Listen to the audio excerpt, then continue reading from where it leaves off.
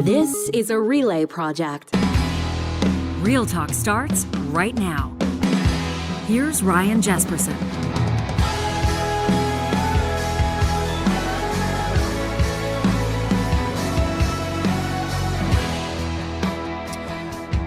So Doug Ford sees an opportunity. It's like a running back that sees the line just open up and he's going to blast right through it. Ontario's premier confirming the rumors that he's going to call an early election, which means Ontarians will be voting in February. He says he needs a new mandate to deal with Trump. This is what all politicians do, all party leaders, when they're polling high, when they've got the momentum, when everybody's praising the way they're operating. If they see a chance to tack on a few more years to the existing mandate, they're going to do it. In just a second, we're going to ask the co-hosts of The Discourse, one of Canada's most downloaded political podcasts, Erika, Cheryl, Oates. They're going to hang out with us on this edition of the Real Talk Roundtable. We'll talk about the early election call in Ontario. Obviously, we'll talk about Alberta mining its mountains. We're going to talk about Trump and his tariffs and a whole lot more. But Johnny, before we get started, before we go any further, This is not a hockey show. This is not a show where we break down media on other channels or anything like that. But our pal Marty Jones last night, the 99-year-old D-Day veteran, appears between periods with Gene Principe on the Sportsnet broadcast. The Oilers doing a magnificent job recognizing Marty, and of course Gene working his magic in that interview. Marty's personality shining through. I was watching it. I felt like I was like honorary grandson or something, maybe honorary great-grandson. Well, I guess honorary grandson, but to Marty, and as he's telling his story of signing up for the military when he's 16 and actually fighting on D-Day with his brother by his side and the whole 9 yards. Yeah, it was beautiful. I was having an amaretto and a whiskey, care of Ryan Jesperson's Christmas present to me. But I saw him come on, and I started texting the photos. I said, our boy is on! And, you know, it's kind of cliche that old people go off and tell stories, but with Marty, every story, he gets asked a question, he could talk for 30 minutes, and he just starts going in all different directions. But every story just tells you, like, how different of a time it was when conscription or whatever, when everyone went to war, how different it was, and just the lease he has on life after all he's been through. It's just absolutely incredible. He's wearing the same leather jacket with Gene always in the bomber between periods that he was also wearing on our show when he joined us. This was our Remembrance Day special. If you missed it on the 11th of November, just go back and search in our podcast or in our YouTube archive. The episode is called Forgiveness and Grace. And Marty talks about his attitude toward the Germans after the war. I mean, if you want to know, though, everybody's kind of going, should I, your time is valuable. Do you have time to check out the Marty Jones interview on Real Talk? I know he left you wanting more in that intermission bit with Gene, and Gene's got to do what he can. They're getting ready to drop the puck. Gene had to kind of rush the interview along, but Marty's got all these stories, and not a dull moment. When he sits down with us, this special episode begins. The very first thing Marty starts talking about is because he was 16 when he joined the military, he didn't get his rum ration. All the other soldiers used to get rum every week or so. Erika, I can tell by her posture, you just perked up. You love this idea, but get this. So Marty says, so I didn't get rum rations, so all of a sudden I was the responsible. And so Marty's job at night, remember at last call, was to drag his brother and all the other soldiers out of the brothel and get them back to the base. And this is the first story he starts telling. You have to check this out. The interview is like 25 minutes. It's incredible. Unbelievable. We'll put it into the show notes of this episode. He got lemon juice. That's what he got instead of the rum, remember? But you know what? I wasn't surprised when and I was just beaming from ear to ear, and I texted our buddy Chris LaBossiere, who's just taken on this new role as president of the Juno Beach Center,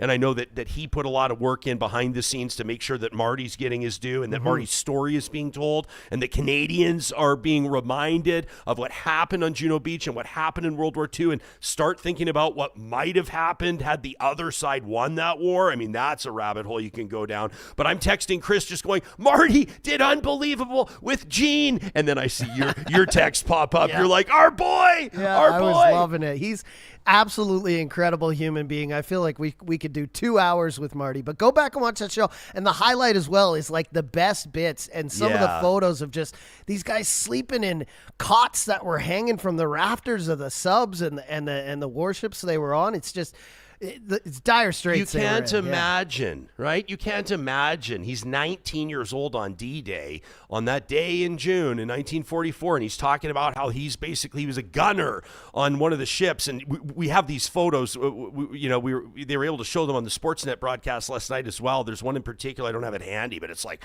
Marty with his shirt off, standing by this like anti-aircraft gun that he was, and I'm just like, this guy, like, they don't make him that way anymore. I don't think so. They talk about the greatest generation, but he's talking about staring down Nazi snipers at 19 years old the morning of D-Day and not knowing whether or not he's going to survive. He and his brother, I mean, I should just let him tell the story, but he and his brother had said goodbye to one another. They had hugged one another just in case. I mean, can you imagine? We can't imagine, but the closest that we can get is to just pay homage and respect. And honestly, I guarantee, I hate to use this word, it's kind of a weird word, but you will be entertained by Marty Jones. That's, again, our November 11th episode, Forgiveness and Grace. Marty Jones. Even the little bit that he told on air, Jack and Louie were just like amazed and talking through play after about how incredible the stories were. Jack Michaels and Louie DeBrusque.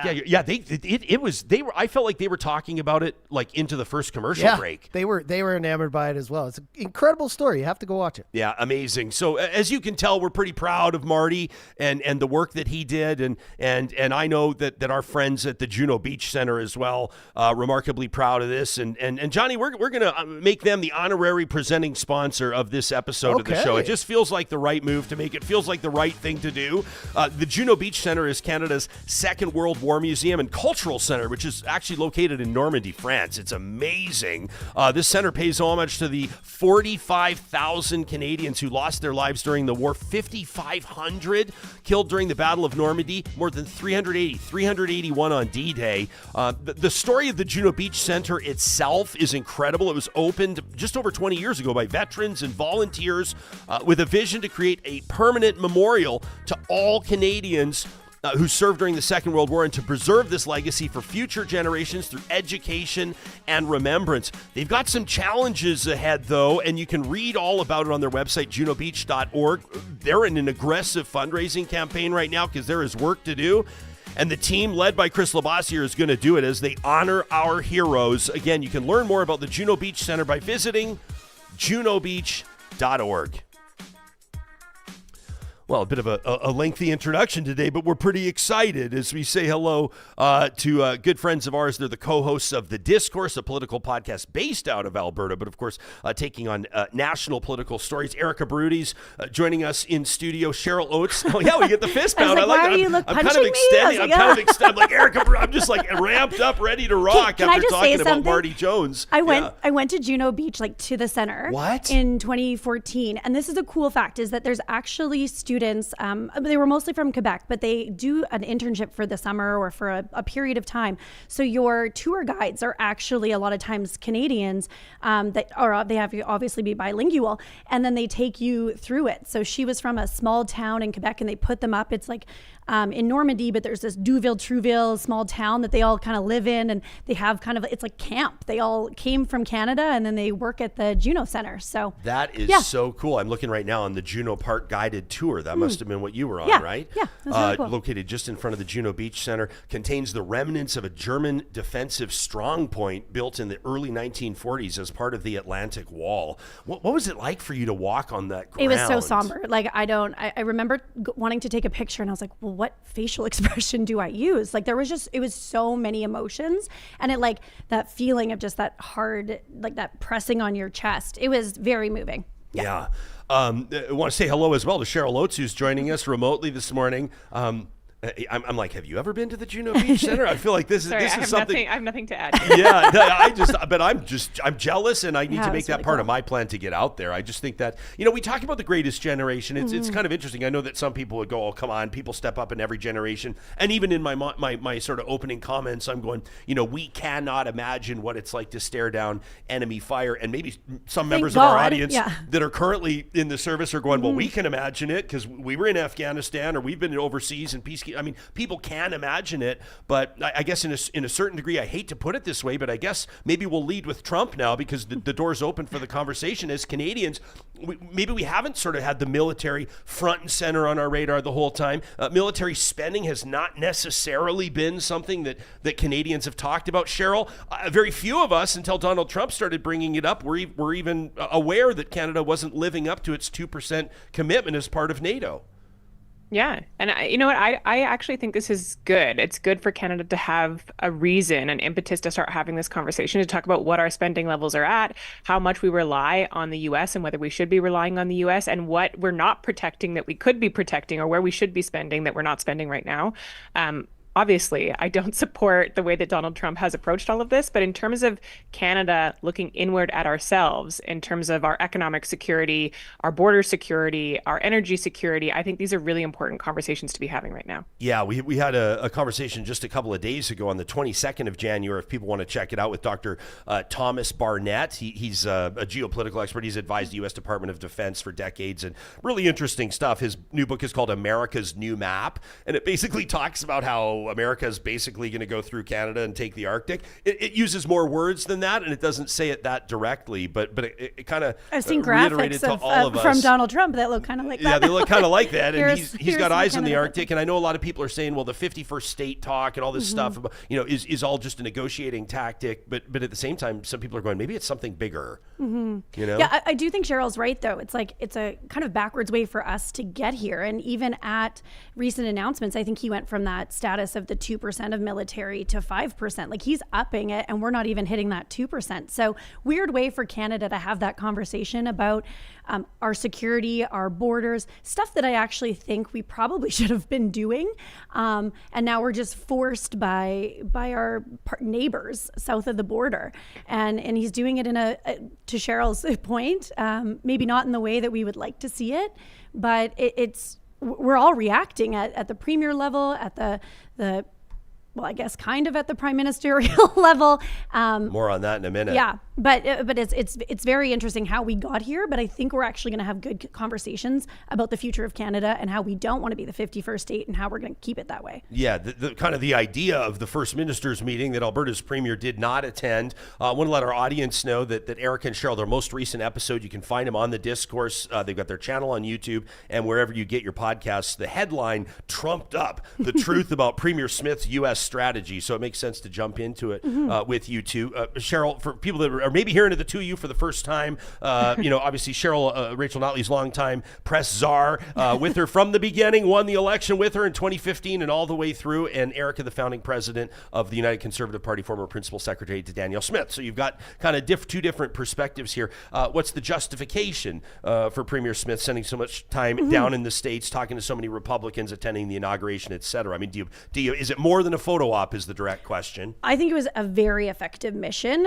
We did talk on our podcast, so tune into that for a more expansive answer on this. But is that I actually think a lot of her most strategic work happened before the inauguration. She was down hustling. You watch her Twitter. She was meeting with everyone, having those informal conversations that I think can actually open up more doors than an official meeting around a big table. She was talking about the Canadian energy, the need, and I think hopefully myth busting what now President Trump is saying, that it's a deficit on tariffs right now, and it's not. We are pretty equal partners on our imports and exports, and I think he's going to learn, hopefully, if he doesn't do it on February 1st and waits for that April 1st report on what these tariffs from all countries look like, and he can strategically realize that we're actually there's a partnership there. It's not just them being able to produce stuff. He said yesterday or 2 days ago that he doesn't want our oil.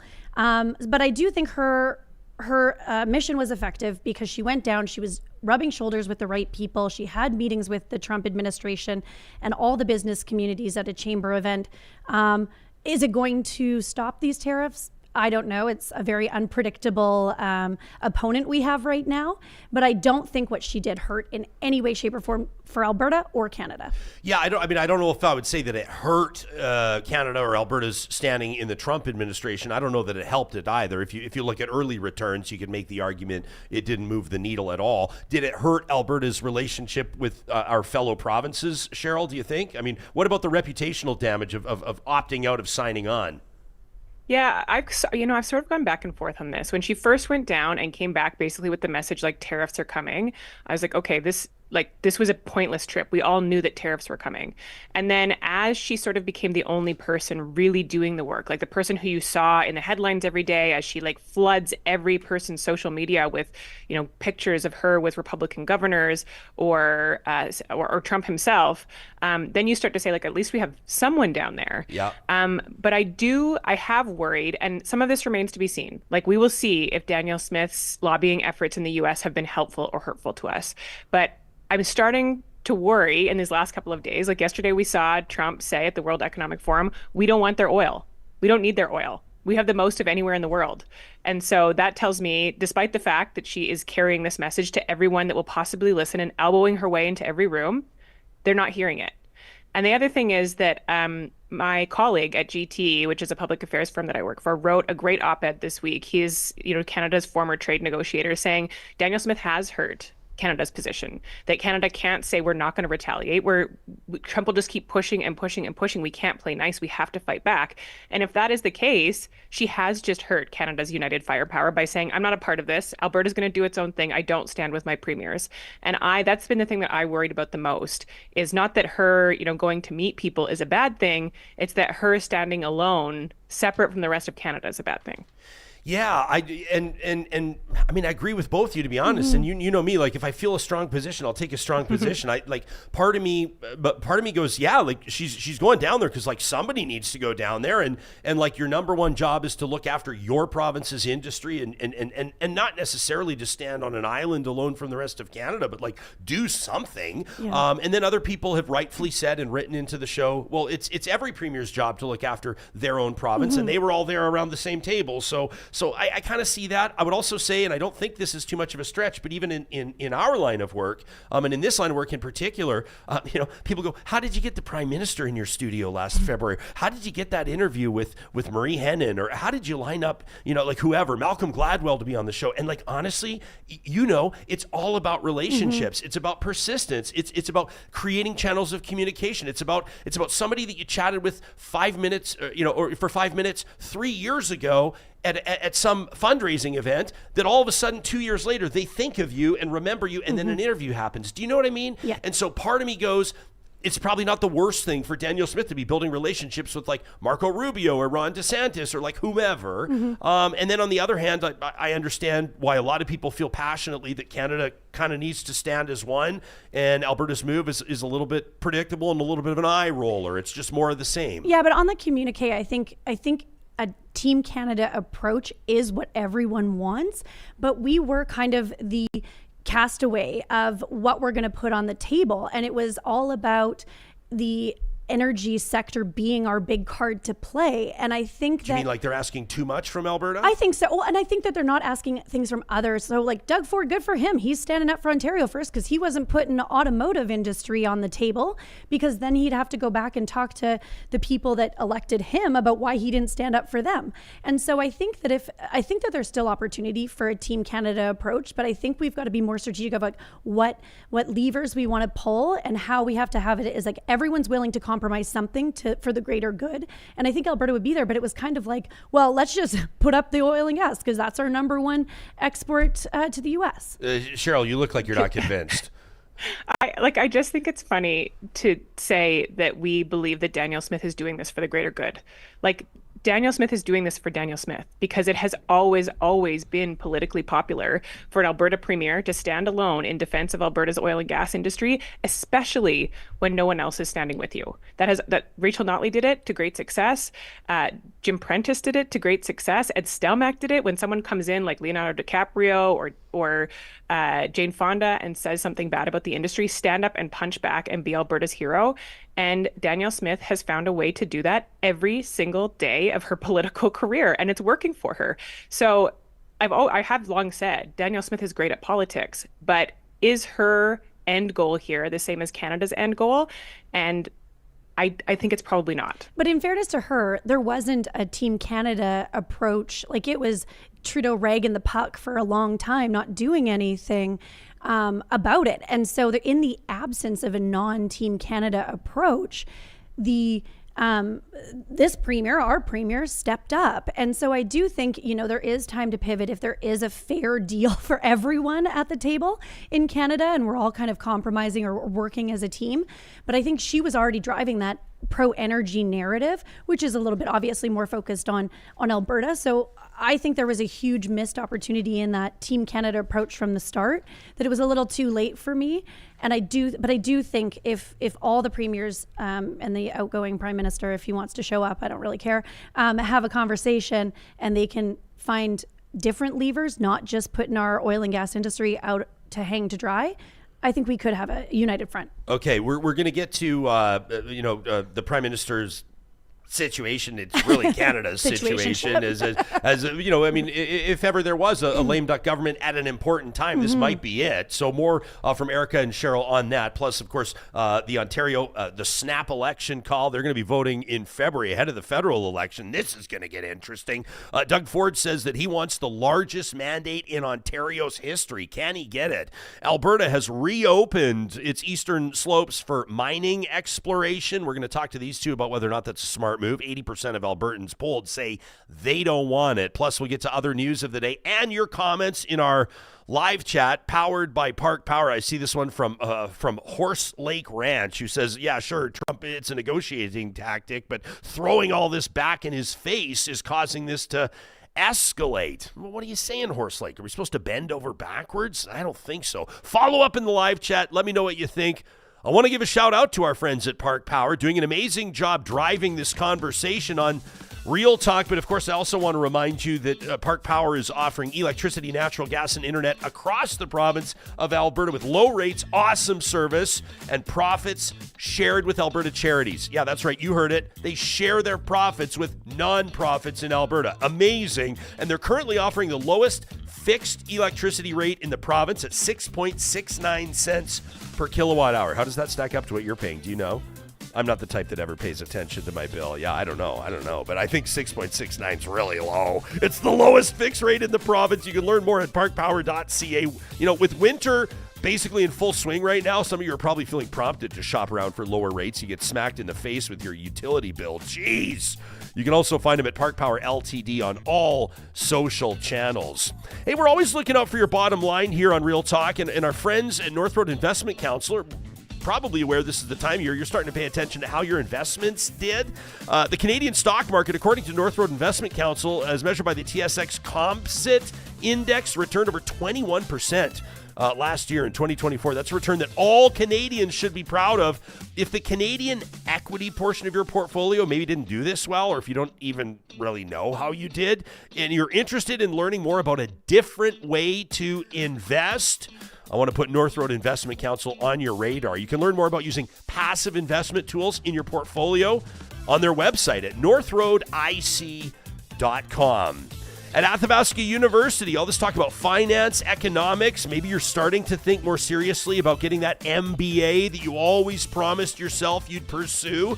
Athabasca University, Canada's open university with world-class accredited online degrees and courses designed so you can complete your education whenever and wherever it works for you. They accept transfer credits. The admissions process is streamlined. There's financial aid available. You can find out all the details at athabascau.ca. Shout out to Quick McDick in the chat right now. He says he's a huge fan of Erika and Cheryl. Quick Dick is in the chat. I love it. He's in there. I would say make sure you subscribe to Quick Dick's YouTube channel, but everyone's like, yeah, no shit, man. We all do. Everybody does. Love that guy. We'll have to get him back on the show as well. I think before he starts planting, before he starts seeding, and then you don't ever ask for interviews with farmers once they're seeding or at harvest time. I learned that quickly. Learned that very quickly. Ottawa is kind of on pause right now with Parliament prorogued, obviously, till I think the 24th of March. And obviously the Liberals will have a new leader by then who will, for a short period of time, be the Prime Minister of Canada. I've seen some interesting comments flying around in political group chats where people believe that the Liberals polling is starting to move up with talk of a new leader, and perhaps they could preserve a minority government position. Erika, what do you think?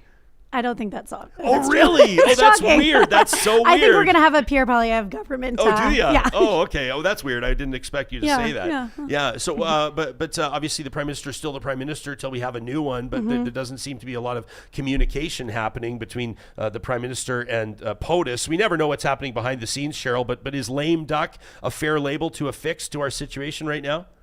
Yeah, I mean, there could be things happening behind the scenes, but I think for Canadians, I mean, the reason that Danielle Smith is getting whatever credit that she's getting is because she's out there, she's posting, she's on every news channel across Canada, across the US. We know that she's working hard and we know that she's talking to people.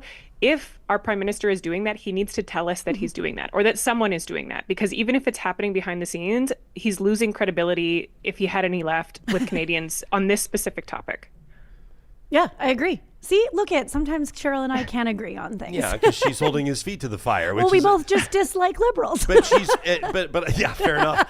But I think just like anecdotally, what you know, the obvious sort of observation that you make when you talk to people about what's going on right now is that everyone's under the assumption that the plane is just kind of on autopilot flying through the clouds right now, and it feels like that a little bit at a time where like there are hugely important things happening internationally, including our relationship with our biggest trading partner and closest neighbor. It's probably the worst. Like, I'm so happy that Trudeau's leaving, but I'm so disappointed in this timing just because of the fact that he doesn't have a mandate. He's the outgoing Prime Minister with like a pretty quick ticking clock. March 9th, he's done when they've selected a new leader. And so it's like, could you have picked a worse time to do this and put us in this position? And I don't think that that's going to help his Liberal Party going into the next election either. It's so, like, the Conservatives, which I am imagining you supported, called for him to resign every single day. Oh, I know, but I'm saying, and like, now you're I'm mad happy he resigned? Yeah, but you're happy that Danielle Smith is aggressive. You're just mad he didn't resign sooner. Yes, exactly. Like, I would have loved if you did.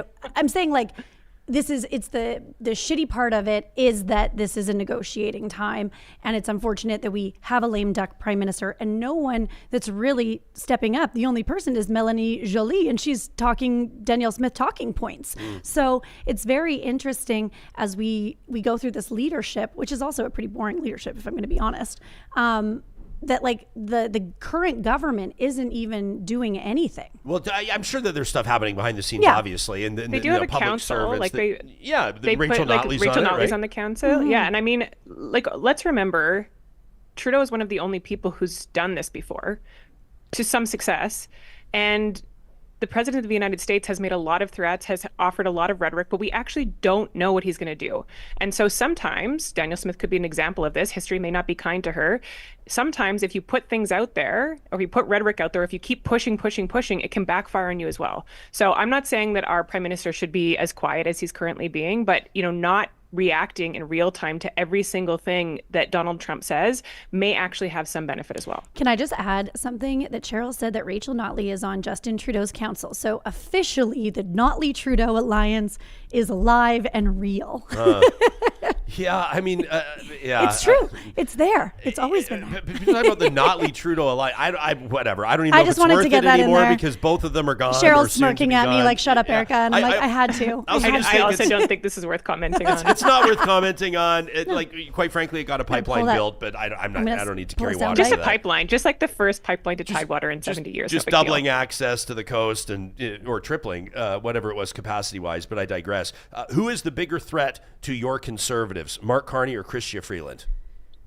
You know what? I honestly think it's a little too late for either. I think Mark Carney naturally, like, to some people, he's not as tied to the Trudeau government, even though he is, than Chrystia Freeland. I think she earned some points and credibility with maybe Canadians by leaving cabinet and trying to distance herself, but like, I think that was at a breaking point for them. So I do think the pick of the Liberal institution is Mark Carney. I do think he'll probably be the successful individual.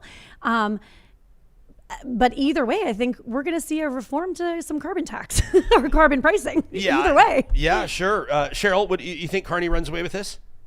I think he probably does. Like, I agree with Erika. He has, whether it's real or perceived, a little more distance from the current administration than Chrystia Freeland does. Even though she's come out saying, like, listen, I didn't agree with a lot of this. It kind of built to the point where I had to leave.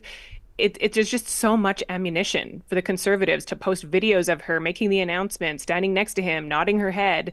It's really hard for her to say I didn't support those, even if that's the case.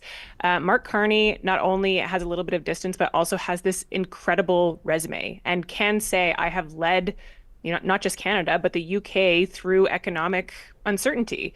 And that's something that Pierre Poilievre can't say. That's something that Justin Trudeau can't say. That's something that Chrystia Freeland can't say. He has a resume that is unmatched and really impressive, especially when you hold it up to next to Pierre Poilievre's, who is a lifelong politician. So I'm not sure that we're actually talking about, like, could the Liberals hold on to government, but could the Liberals reduce Pierre Poilievre to a minority? Like, that could be an end goal. Ken, Super Chat Ken in our live chat powered by Park Power says, I quite like Mark Carney, but I can't wait for Pierre Poilievre to be Prime Minister. Yeah. He says, I want to see how two populists manage each other. The Premier's eastern enemy will be gone. No foils to hide poor governance. It will change. That was a really backhanded compliment. He took you for a bit of a Pierre. swerve. I was like, yeah, I love him. And then he took you for a bit of a swerve there because you were excited at the beginning. I did pump my fist. Yeah, but the dynamic will change. The dynamic it will obviously definitely, changes. and I think there is still things that. As Pierre as Prime Minister and Danielle Smith as Premier will disagree on, even though they hold the same ideological values. But I do think the carbon tax, I do think those like quick reliefs and those quick wins will come to fruition, and so there'll be less for them to argue about. But I mean, they disagree on pension for one. So there will be proof points that they'll have to work through and navigate. But I think the biggest thing that I would believe that Premier Smith, even though she's used it to her, as her tactic is to stand up to Ottawa when you have, a friendly, is the whole thing we've been arguing about is stay out of our jurisdiction. So as long as Pierre can stay in his lane and Danielle can stay in hers, I think there'll be a lot more collaboration. Cheryl, what are you laughing at? I just like, as long as Danielle Smith can stay in her own jurisdiction, all she does is step on jurisdiction. I know she stands up and says, I'm going to fiercely defend Alberta's jurisdiction, but she oversteps into municipalities. She oversteps into federal jurisdiction. She is now self-appointed Canada's ambassador to the United States. Danielle Smith has no regard for jurisdiction when it comes to where she can walk. Well, we'll see when Pierre and her have their clear lanes and they follow the constitutional rules. And natural resources is the big one. But natural resources is the big one because there is some gray area with federal versus provincial jurisdiction, even though it resides. It's once you start exporting, it's federal. But right? what Cheryl's talking about, which was one of the top political stories of 2024, was the provinces dealing with municipalities and bringing in sweeping powers, introducing political parties. Bill 20 is what we're talking about. The power to change revoke bylaws and remove mayors. Yeah, and I think that is that has hypocritical. nothing to do with natural resources. No, and fair. What I'm saying, I mean, technically municipalities fall under the province anyway. Through legislation. That's never been the spirit of. No, but what I'm saying is that's fair to criticize her for that. I think there was a lot of criticism for Bill 20 from even her own membership because of those local municipalities and how they felt about it. I do think, though, that I would like to see her stay in her lane and Pierre stay in his lane. And I think there's going to be a lot more ability to collaborate. I don't think it can get worse than it is with the federal government right now. Okay. I want to let people know that we're talking about Bill 20. If you want to do a deep dive into that, we talked to independent journalist Jeremy Appel.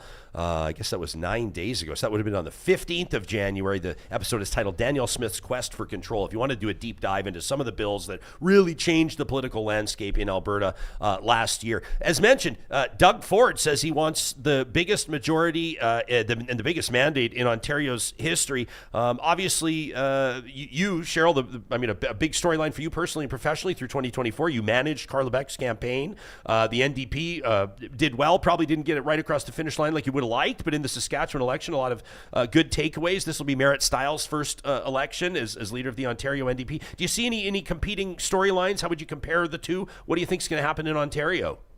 Yeah, I mean, there's always competing storylines. The NDP, although it's it differs federally and province to province, a lot of the underlying values are the same. And I think you can expect the Ontario NDP to be, fighting for access to healthcare, fighting for great education, making sure that everybody, no matter your income level, has access to the public services they need. And I think, Doug Ford has sort of set himself up for like a pretty cynical storyline, saying I'm going to call the election early because I need a mandate. But Doug Ford has a mandate.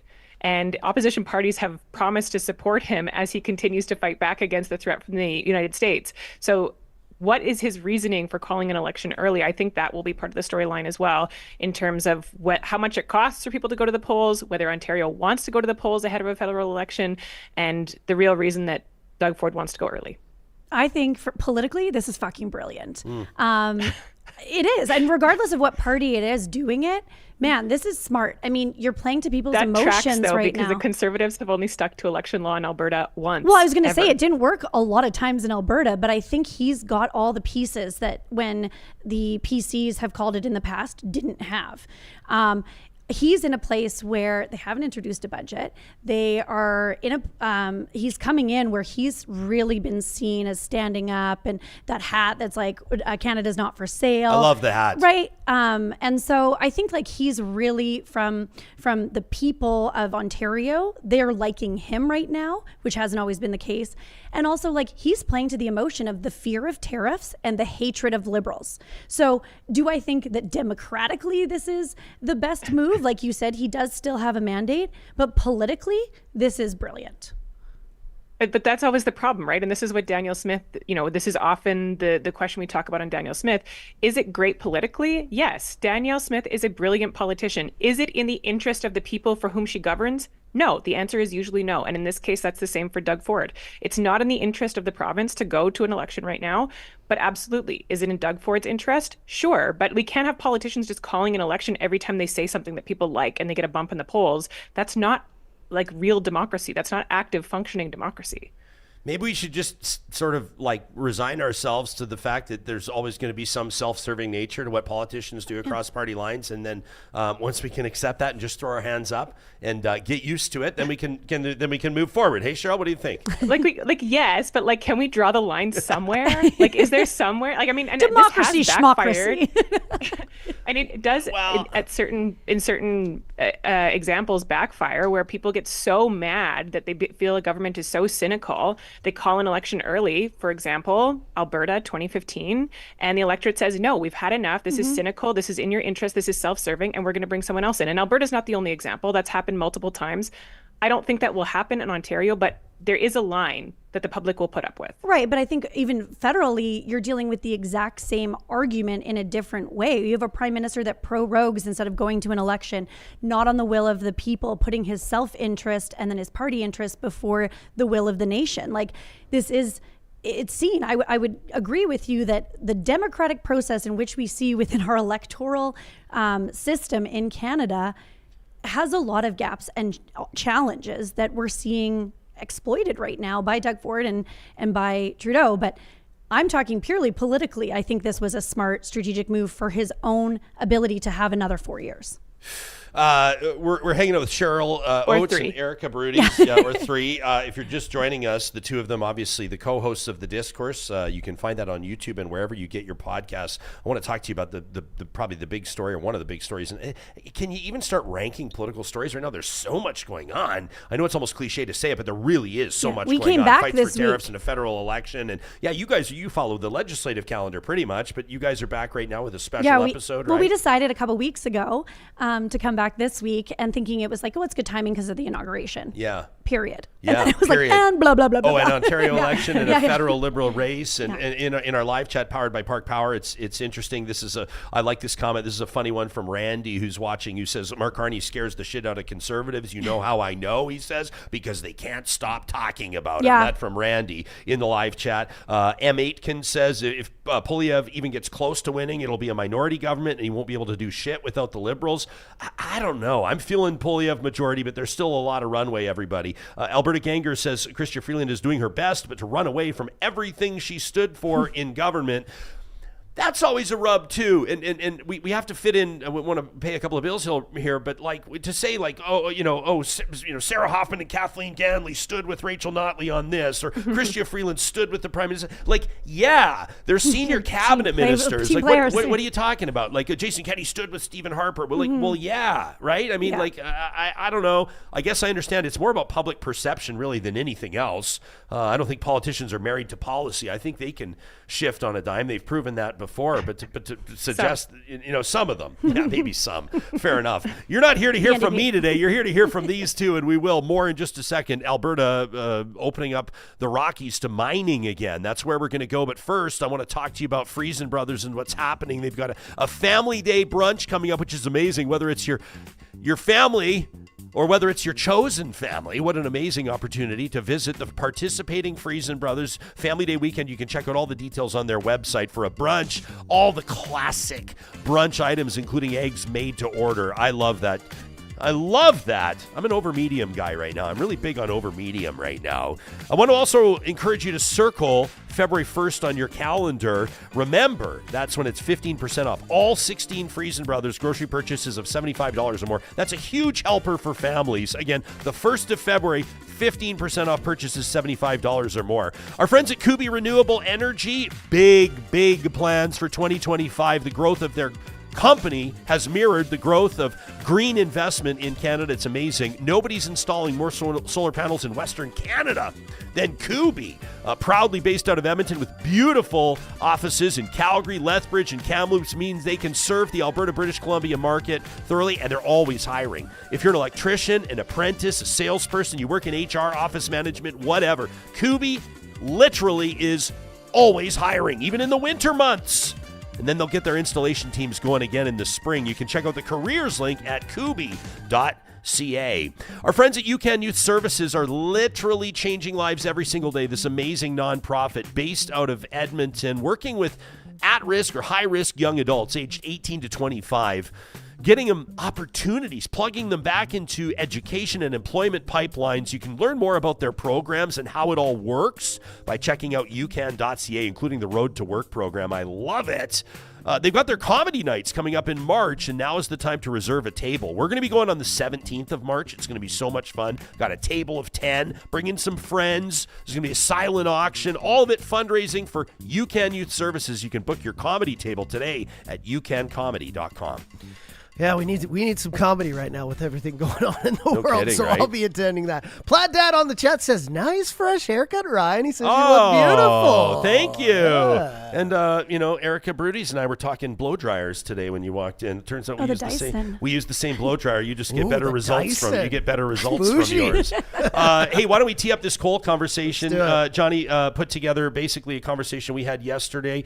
Kennedy Halverson from Alberta Wilderness Association and Dr. Sarah Almigi, who's the NDP, the opposition critic for the environment and parks, but she's also a wildlife biologist. Here's how the coal mining conversation went in 60 seconds or less. What is going on? I'm astounded that we have a government in place right now that continually wants to push this coal issue when Albertans have made it so clear that they do not want new coal mines on the eastern slopes. The Premier, the Energy Minister, are saying they're trying to protect Alberta from getting sued, get our ass handed to us basically in court. Only reason this lawsuit exists is because the flip-flopping the UCP has done on coal. Like, they've made these mistakes and now they want us to pay for them. This is a hugely connected wildlife corridor, relatively intact, which we don't see very much anymore. It's important to wildlife as a habitat. It's important for species migrating and moving. It supplies our water. It has a lot of biodiversity within it. People love to recreate there. It's kind of the backbone of Alberta. Projects don't operate in isolation. They're operating while logging, oil and gas are happening.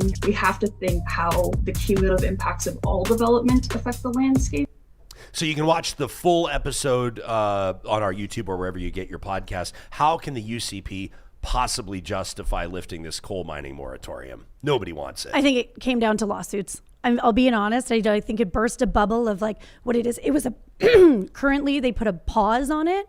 And then if you remove that or you go to prohibited, you're in a lot of shit, right? Erika, we're like, we will fight anybody over anything in So you're court gonna- except for coal companies. So you're going to spend billions of dollars when people can't afford stuff, when we're fighting with. So Cheryl's nodding. So we as Albertans are going to pay all of these companies that, I will say, projects under the NDP were approved in 2018. The last coal project to be approved in Alberta, which was thermo, not metallurgic, which is like the bad coal, in Hinton. So like the NDP was also doing this, and all of a sudden now they're like, now we're not going to pay for them to, like, now we'll pay them all this money to do nothing in our province. Like, I don't think you can be a conservative government and will like go and pay billions and billions of dollars when we're fighting with a budget of a potential deficit, right? Like, it sounds stupid to not do that. So why not lift the pause and fair? Like, again, I'm always like, I'll be critical of my government if they don't put, you were in this rule, Cheryl, like prohibiting something versus putting regulations in. And I expect this government, once these lawsuits are over, to put severe regulations in that doesn't make this an attractive environment to do this, and then we won't have it. But we can't be in a position where we're going to pay billions of dollars for projects that haven't happened. Nothing's been dug. We're losing then. Cheryl? Well, I think we're losing a lot more than you can put a price tag on by allowing coal to start up again in the eastern slopes. This is, just like we saw in the video, this is a precious ecosystem. This is affecting downstream water resources that are not just drinking water for everybody in that water basin, but also all of our irrigation as well. And so, yeah, the province is going to have to pay out billions of dollars if we want to hold back coal mining. But one, you can't put a price tag on it. And two, we are in this position where billions of dollars are at stake because of decisions that the UCP made. So yes, I get that they don't want to be sued for decisions that they made, but they made these choices, and Albertans are the ones that are going to have to pay for them when our drinking water is affected or our ecosystems are affected, or we give up this pristine area of the province that is currently in great shape, that we have, you know, this uninterrupted wildlife corridor where so few places in Canada does that exist anymore. So when we're talking about politics, short-term politics, like I know that's how the UCP thinks, I know that's what they're looking for. Short-term politics, sure, you can say, you know, we checked a box, we support coal mining, we aren't going to pay out billions of dollars, we're saving Alberta money. But in the long term, these are their voters, these are their farmers, their rural ridings, their southern Alberta constituencies that are going to suffer because their water potentially is contaminated or can't be used for the same purposes as it was used for before. So the calculation to me seems really off. And I think it's poor planning across the board. It's multiple bad decisions that were made. And this latest that was just sort of like slid out quietly as Brian Jean put a letter out tells you that this government is not proud of its decision and it doesn't want to stand by it. It doesn't want to talk about it. Well, I think Brian Jean took one for the team by lifting the pause to alleviate these lawsuits. And it was probably not a fun day for him. I don't think he did it, but I think he was doing it in the best interest of Albertans. Two things you said. First off, the NDP critic needs to do her homework because, I'm sorry, NDP is just as responsible for approving coal products when they were in there. Putting a coal mine in Hinton is not the same as putting it in the eastern slopes. Okay, but also talk to the people in Crow's Nest Pass that just went through a referendum and voted in favor of having their coal product that was metallurgic let's look at that through. Referendum. Look at the people who voted in that referendum. The people that live there, Cheryl. Look at the broad impacts of having coal mining in the eastern slopes. And then look at the polling from all of those people where it says 80% of people are opposed to it. That's 80, not just in that region though. So if we're talking but like it's not just in that region that are affected. But they're looking at, so that project changed significantly from its first one that was approved before even the UCP was in government. That was a project that was long-standing. Then you have this come in and they reform it, and the crazies on the left are screaming and putting petroleum-made lawn signs on their lawn in Edmonton, being save our coal. And it's like, learn your facts, right? Like, we have a community. I don't think Karen in Edmonton should be able to decide what happens in Crow's Nest Pass. What? They decided that. They voted in a referendum, unprecedented under AER, a couple months ago. The people of Crow's Nest Pass decided. You're saying now that people in different jurisdictions should be able to make this well, I'm specific saying if you're going to talk decisions about the public's interest in the Eastern Slope, ask the people that live there. What? They're ecological ask challenges. the millions of people that will tap in some way, shape, or form to the water. I mean, ask everybody that shares the crown jewels that are our protected or unprotected areas. Right, but there was studies, and it went through the AER, and they approved the new plan. You really honestly think like well, so what? Then are you saying the people, AERs shouldn't be there, and they don't know what they're doing? If they approved a project, respectfully, have the people that have worked in oil sands activity, and in particular where there have been leaks prolonged for like 9 to 12 months or more, undetected or undealt with by the AER, continue to be, specifically when their employment and livelihood and prosperity depends on it, make the decisions on what industry should do when down the river the folks of Athabasca and Fort Chipewyan First Nations are experiencing elevated cancer rates and the like. You can't ask people that are getting it. Like, I got this here. So I got this from Nicole on Instagram DM yesterday after we posted about coal, and I said that 80% of Albertans don't want it. So what's the UCP doing? And she says, which Albertans? All of them or just a select few? So I said, well, Leger did the polling. She says, nobody polled me. She says, or our community, which has a coal mine just to the east of us. I know our son-in-law is happy to have a good paying job. Well, obviously that family's going to support mining and coal mining. But then if you look at the bigger picture, like the industries get phased out over time sometimes because they're proven to be environmentally grossly detrimental. But so are you discrediting her opinion or ability to vote? Of course I'm not. Look at what I responded to her. Politely, reasonably. I'm a normal human when I interact with people, even privately, and then I drag it onto the show. He sent it. I can vote. He sent a middle finger emoji. No, give me a break. I said 20% supported, so 1 in 5. I said I'm sure that includes people working in or adjacent to the industry. Of course it does. I bet that people working in asbestos didn't love having their industry shut down 50 years ago, but we did it. Can I just jump in to say, I don't think, like, in Erika, you said, like, oh, now you got to go out and put up your lawn sign, protect our Rockies with your petroleum-made product. I think that this is easy for this discussion to slide into who's on the side of natural resource development and who's on the side of protecting the environment, and that shouldn't be the discussion. We can say that we want natural resources in Alberta. We can say we're going to continue to mine metallurgical coal. We can say we're going to continue to explore for oil and gas and be Canada's greatest exporter. And we can also say that we're going to protect the environment, and we're not going to open new coal mines in precious ecosystems in Alberta that provide drinking water and irrigation to a big piece of the province. That's possible to do both of those things. And I agree. And in this case, the province got the balance wrong. No, I think they had to lift a pause for legal. Like it's the game of chess right now. They're lifting. They put the pause in. I know, and they put the pause in. They took 7 out of the 8 recommendations from the group in 2021. The panel that was put together which to assess now it says that it's flabbergasted. It's not being treated one properly. Person, not the chair. 1 out of 5. Right, and fair. Like I'm saying, they're flabbergasted. We should have pulled them all. Well, they did ask the chair and they said, I'm not commenting, but I do think though fair, like that there is one of the 5. However, I do think this is not the last story we're going to hear about this. I would love to see very harsh regulations put into place to address exactly what you're saying, Cheryl. But I'm saying the play on the lifting of the pause or the moratorium is for a different purpose. But what than regulations will we put in now?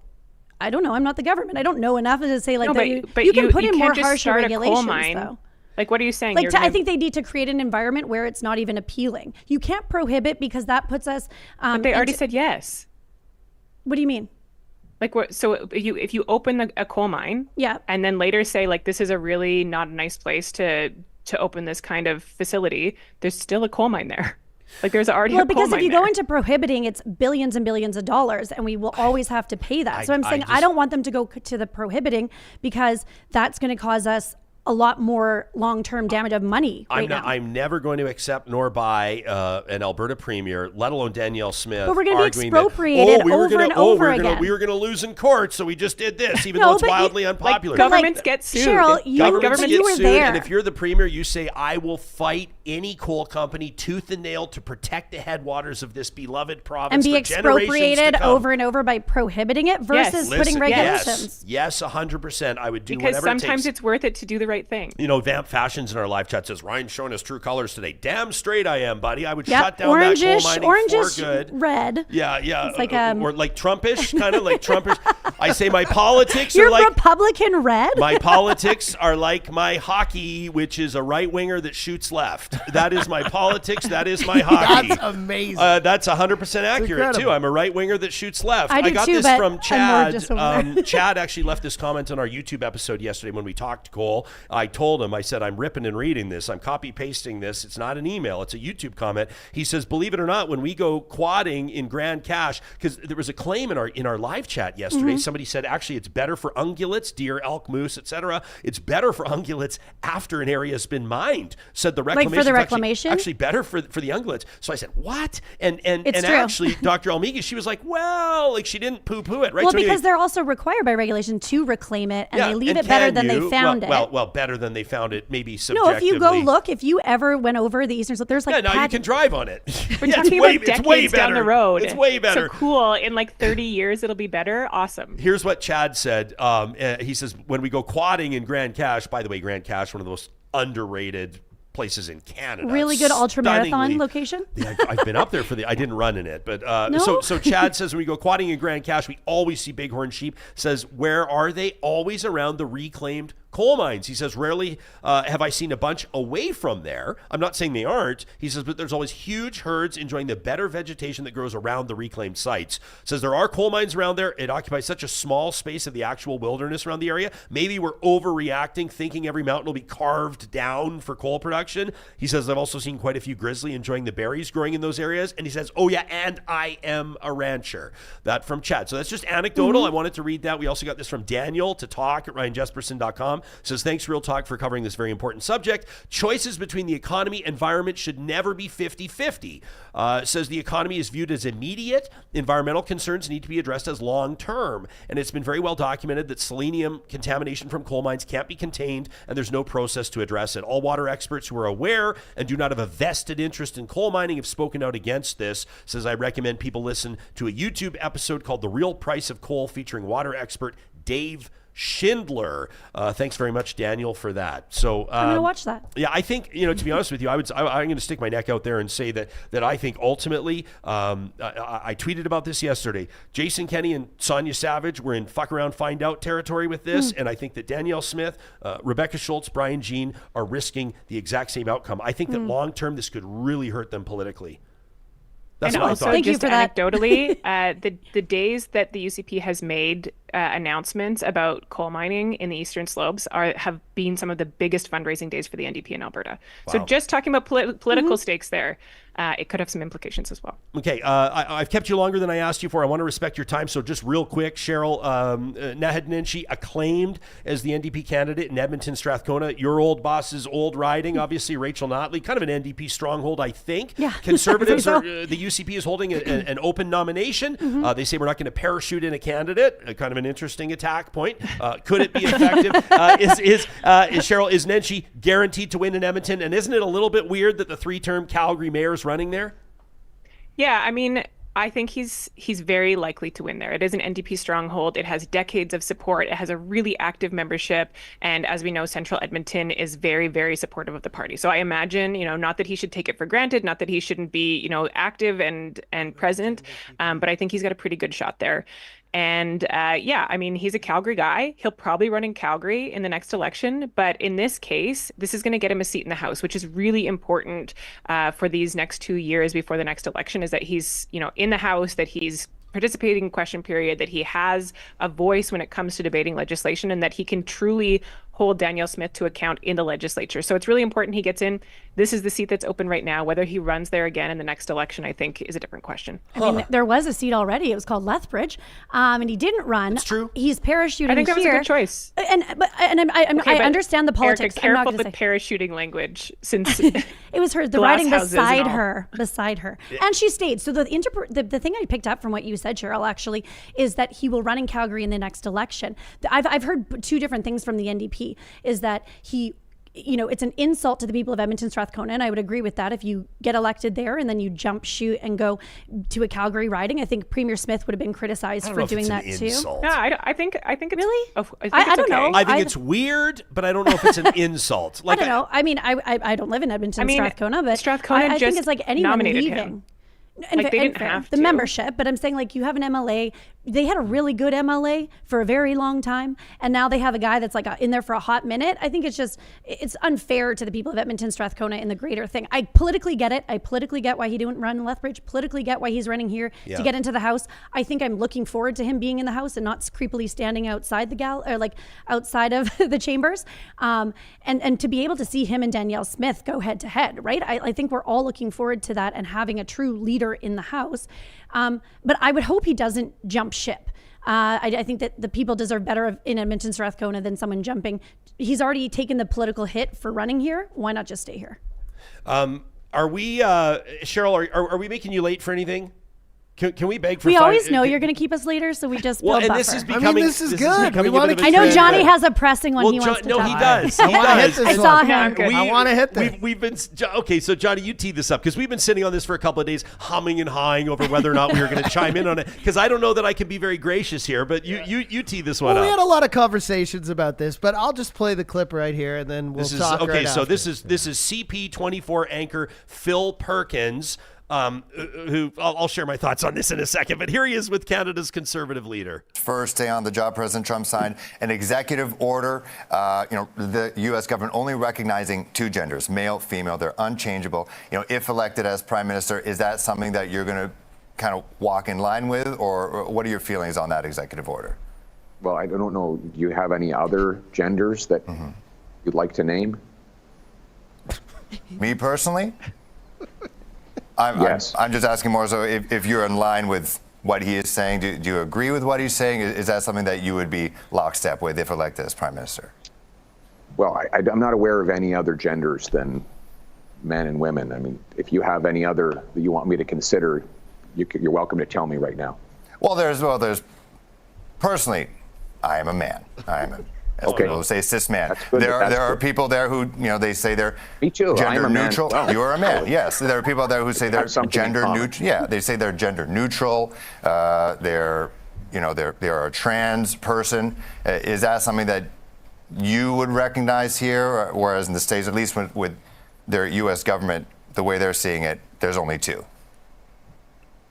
I'm only aware of two, but I mean, if you come up with another list, then you're welcome to do that, but I'm aware of two. And as far as I'm concerned, we should have a government that just minds its own damn business and leaves people alone. All we needed in that clip, and I'll let Erika and Cheryl and you go after this. I'll just say one thing. No, you go. Was him eating an apple. Like, look. I was just going to say, is this going viral as much as that it did? Let me just say that I think we talked about this yesterday. I think the interview, he wasn't on point. He didn't have rebuttals. He wasn't expecting, and you should, Pierre to come back right on your ass, and he wasn't ready for it. But I'll also say that, saying you're unaware of other genders, obviously we're not talking about sex here. He's talking about intersex, gender fluid, trans people, all the other people that even I don't know the whole list. I understand the whole thing is a bit confusing. But for him to say I'm unaware, it kind of seems like he's disregarding millions of people that live in this country. But I will also say, that guy wasn't ready to come back and say. No, I wish they zoomed into his forehead and just watched the sweat. It was bad. Down. It was bad. He's well, I personally, and it was I don't know if you turned off our mics, Johnny, but we were all of us were laughing. We left the mics on. Yeah.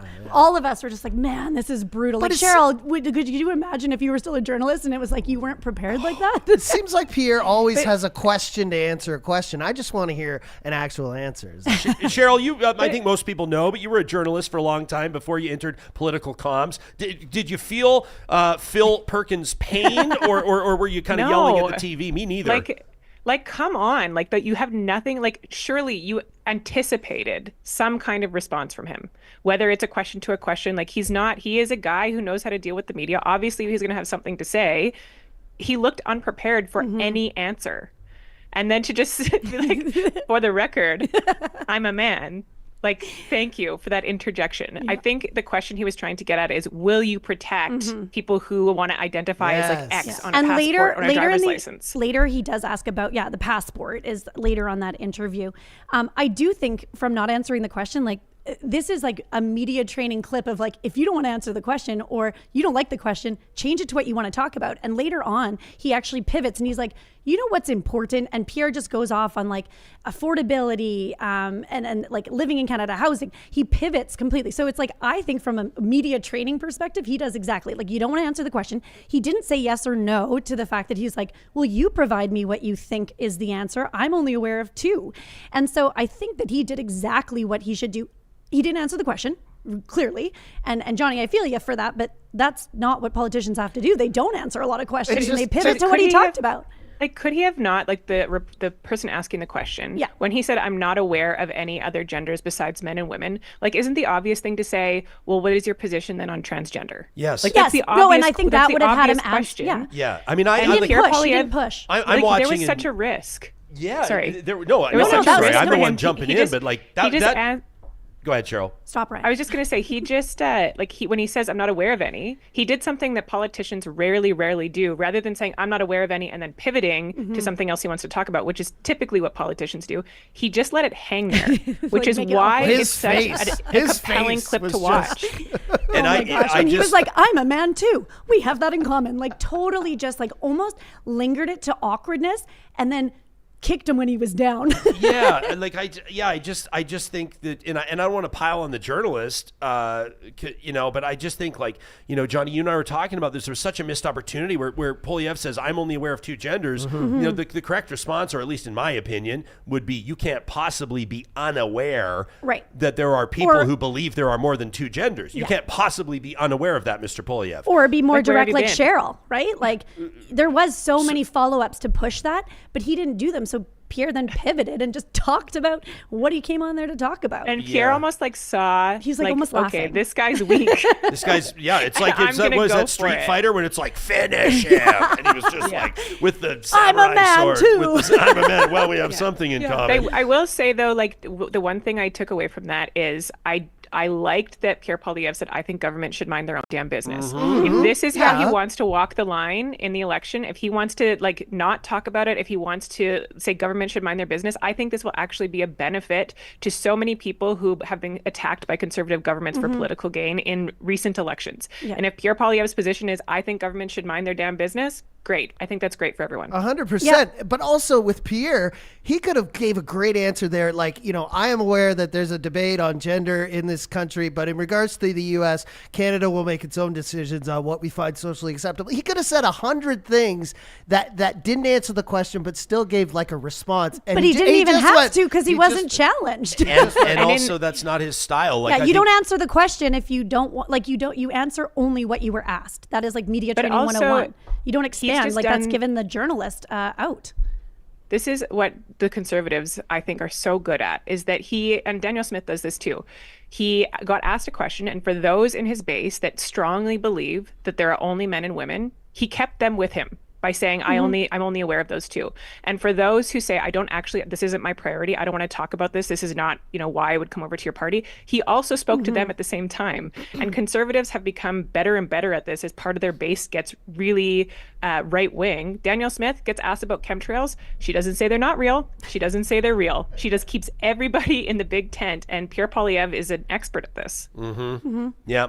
On our Real Talk live chat powered by Park Power, kind of, I don't know, people have sort of different takes on this. Tracy just says, my God, Pierre has such little charisma or personality. I kind of disagree. I actually think that this is a huge personality on display. It's his brand, actually. It's kind of part of how he got to where he is because people love it. People love sort of people love the apple orchard thing. People love seeing the journalists get stomped on. People love that stuff. You wonder at some point if they have to, you two know more about this. I mean, like we said, Cheryl, you ran a campaign this year, a provincial campaign. Like when it comes to federal campaigns, do you have to soften him a little bit? Once you're sort of trying to get all Canadians to vote for you, not just Conservative Party members? I don't know. This is such an evolving media era. And if you look at Donald Trump, there was no softening. Yep. Like, what actually gets people talking about you and voting for you is breaking through what is a ton of noise in the way that people receive information. And the way you do that is sort of by, either having a big personality, saying something wild, doing something crazy. Like the moderate, charming politician is not breaking through anymore. And so I don't think he will be softened, and I don't think it would help him to be softened. Yeah.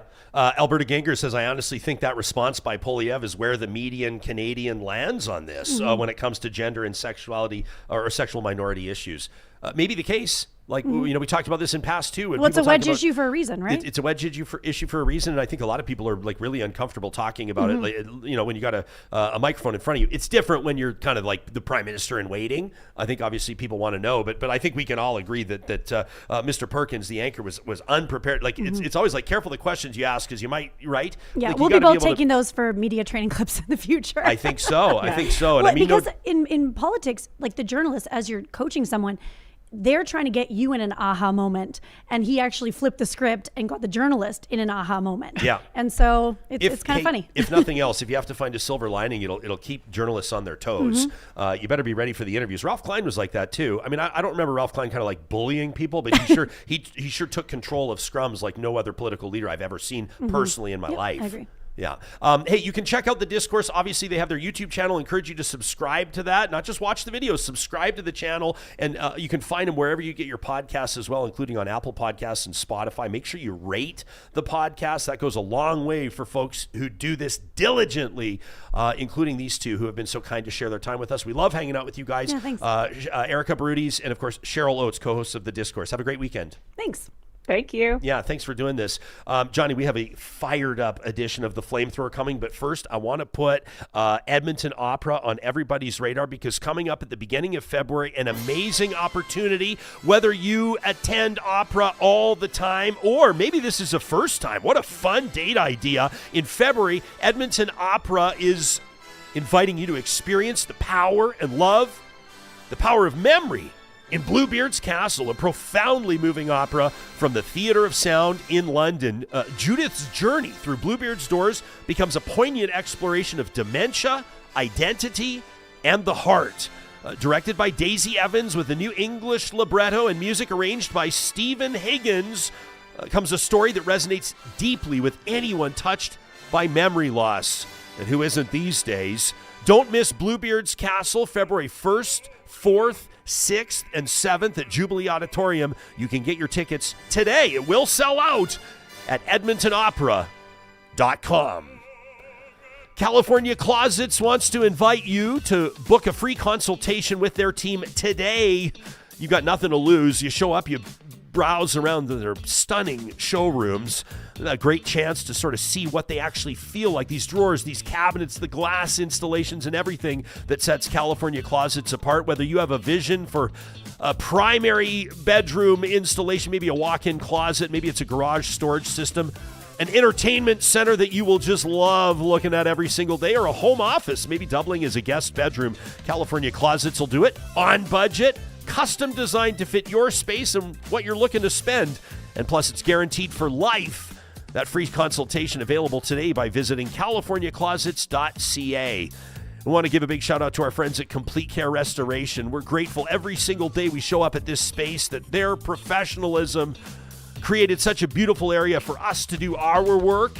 You know, they've been doing this for more than 25 years, restoring properties, rebuilding peace of mind. For us, it was a fresh build.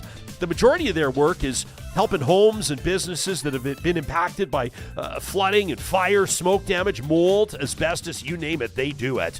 Don't let this damage fester. You got to get on this right now with the experts at Complete Care Restoration. They'll deal directly with your insurance company so you can take that off your plate and focus on what matters most. You can find them online at CompleteCareRestoration.ca.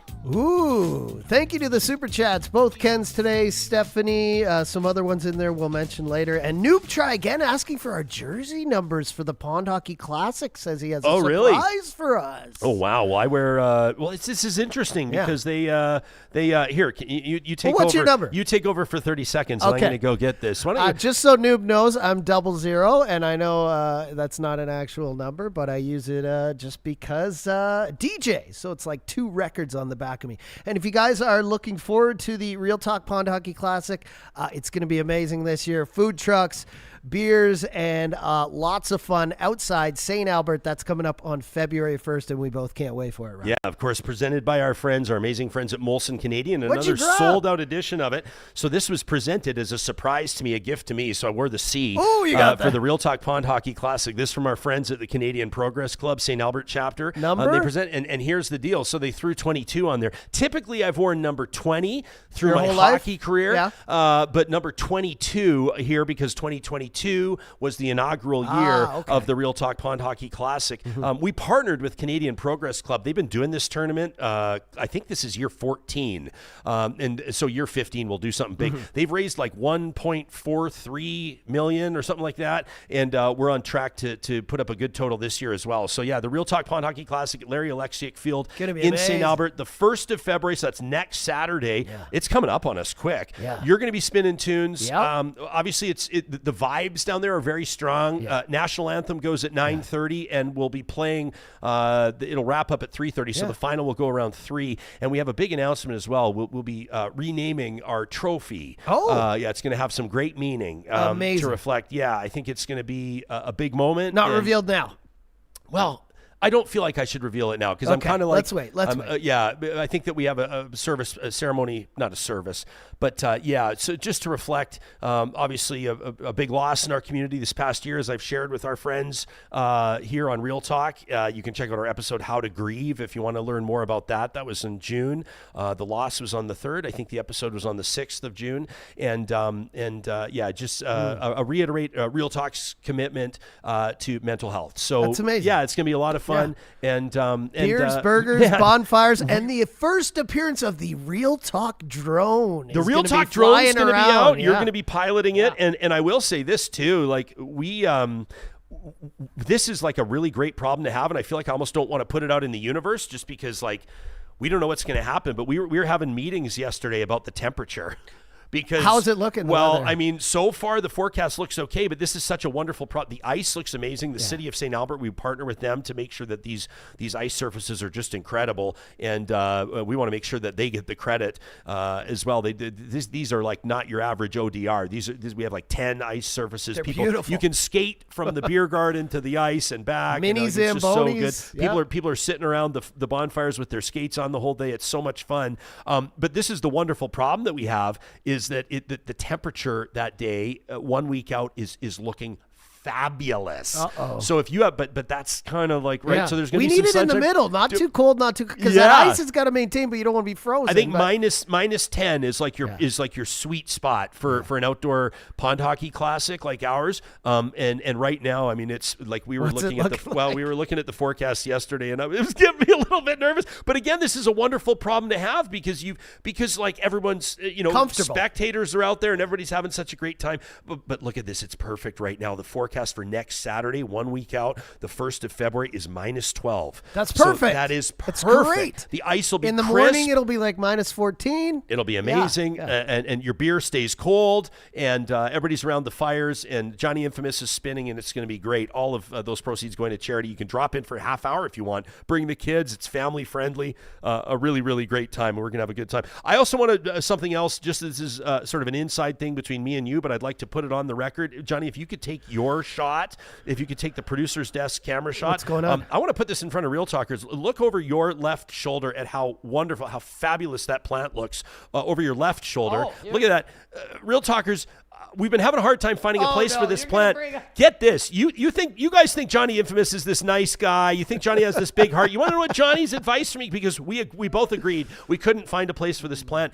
Johnny tells me to throw it out. Not that one. It was a different one. You told me to throw it even the more beautiful one. Yeah, there's and another one. Yeah. It just made me laugh. I was like, it just goes to show people feel differently about different things. I have such an emotional attachment to plants. I feel bad. Like I nurture them. I feel bad. I what do you call them? Like I prune them. Yeah, you really take care of these plants. These are real plants. Yeah. And Johnny just says, just throw it out. I kind of want it to mate it. I kind of want to, I want to put clone it. Well, I feel bad for it. It's this one plant we have that is in like direct vicinity to like the printer and the screens and the window where people look out. So it's got all these little cuts in it. But I think it gives a character at the same time. But yeah, I just kind of want to see it put out of its misery, if that's a bad thing It's to not say. in misery. It looks amazing there. I love this. Randy can't believe that I'm not wearing 22 because of Mike Bossy. He says one of the greatest players ever. Randy, damn straight. My son, who's 9, loves hockey, was talking about Ovechkin obviously going to break Gretzky's goal record, so we think.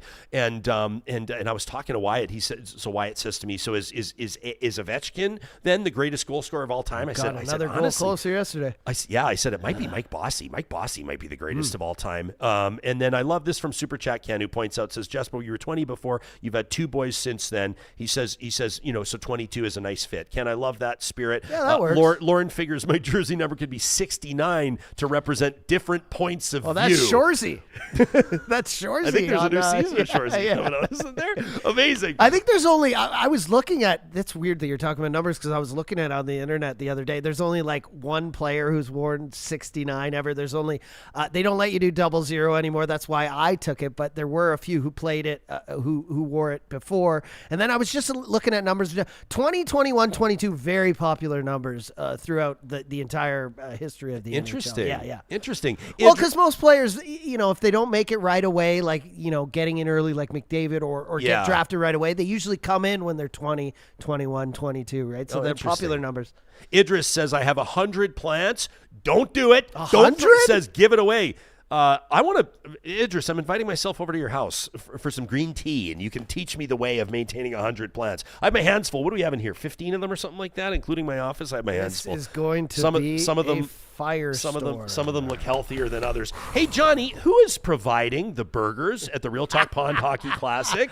Our friends at Dairy Queen. That's right. The DQs of Northwest Edmonton and Sherwood Park. Amazing partners at the Real Talk Pond Hockey Classic and long time, since day one, walking the walk with us right here on Real Talk. In our final episode of every week, they give you a chance to basically air out your hottest takes. That's right. This is what's been pissing off real life, real talkers through this week. It's the Flamethrower, presented by the DQs of Northwest Edmonton and Sherwood Park. This one from Tony, who says, Jespo, I've been listening to you since the very beginning, and this is the very first time that I've ever sent you an email because I can't hold the anger inside. Really? She says, from Wyatt Sharp on the 20th of January, a smart, knowledgeable, unbiased reporter, to Derek fucking Fildebrandt, the grifter of all grifts. I've always said that we need to hear from all sides of the political spectrum, but honest to Jesus, can we please have someone that's more objective than Derek Fildebrandt, the guy with no ethics and no shame, the one-time MLA that double-dipped with his taxpayer-subsidized apartment,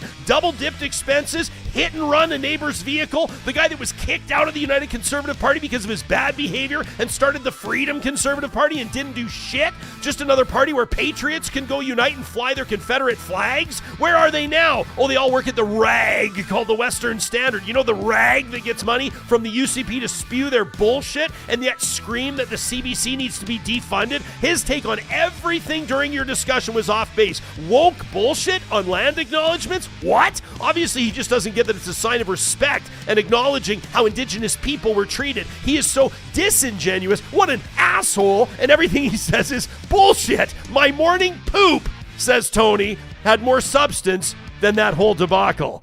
I didn't need that line in there. I didn't need that one.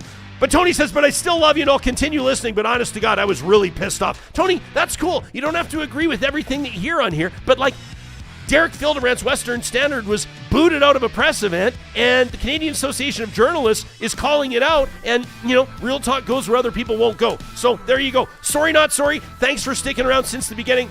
Love ya. No more talk about your morning poops. Deal? Deal. How about this one from Anna Banana, who says, Jespo, when I seen that every premier was meeting to discuss a Team Canada approach, I was pleased until I learned our premier was not there. I was so pissed off. The fact that Danielle Smith would rather kiss ass and sell out to Trump than support our country is bullshit. That from Anna Banana. How about this one from KP, who says, Johnny, buckle up. You're in the crosshairs here. Oh. I swear to God, Ryan, these liberals, dippers, Easterners, greenies, you and Johnny are fake in your love for Canada. What? It's such an about face when it comes to Team Canada. We pit our provinces against the better interests of the country. We sow division. Thanks to Justin Trudeau, he called Canada the first post-national state with no real identity. The same provinces that stand in the way of pipelines to Tidewater, pipelines that don't enter the United States, refinery development in Canada, reduction in interprovincial trade restrictions, the capping of production, want Albertans to roll over. They want to kill our oil, grain, and our livestock exports. All this because we won't do border security. We won't spend 2% on the military. We won't stop drug trafficking. We won't defend the North. And we won't stop the 83% of all U.S. customs encounters with people on the terror watch list. If we cut off our oil exports, he goes on to say Canada could effectively commit economic suicide, not to mention all the provinces that get billions of dollars from Alberta, but they'll never help us build pipelines. For that, I'm happy that Danielle Smith flipped the bird to the Eastern Fox, says KP. Turn line 5 off and let them freeze, says KP. Kind of reminiscent of, wasn't that the Eastern Bastards, let them freeze in the dark, if we're going back to the 80s? KP says if there was a tombstone for the Liberal Party, it would read no economic sense. They didn't sign generational deals with the EU and Japan for LNG. They're begging for our gas, and Justin, the economic genius, said no. He says, I just want to point this out in closing. National pride in Canada is an all-time low. People in my generation, the under 40s, says KP, are greater than 50-50 to vote for Canada to be the 51st state. Bullshit. Anyway, back to KP. He says the number gets higher the younger polled. I just find it funny the people that hated Canada a month ago are now wrapping themselves around the flag, wanting war with the Americans. He says, I'm military aged. A lot of these people aren't. Everybody wants a war, but when it's your son or daughter in the body bag, do you still... What are we talking about? We're going to do a lot of still places want here. it? He says, fuck them all. Alberta needs to look after itself. It's doing Canada's work and it's getting shit on. Canada's weak and it starts at the top. That from KP. Have a great weekend, KP. I don't even know. What does that have to do with us? And when did we do the about face? We've always loved Canada. I love this country. We love setting the table for your hot takes every Friday, courtesy of our friends at the DQs of Northwest Edmonton and Sherwood Park. Make sure to visit them in Palisades, Namao, Newcastle, Westmount, and Baseline Road. Have an incredible weekend. I can't wait to see you if you're going to be at the Chamber Ball Saturday night, the hottest ticket in town, the golden ticket. We'll tell you all about it on Monday when we're back. Thanks, everybody, and make sure, be good to one another.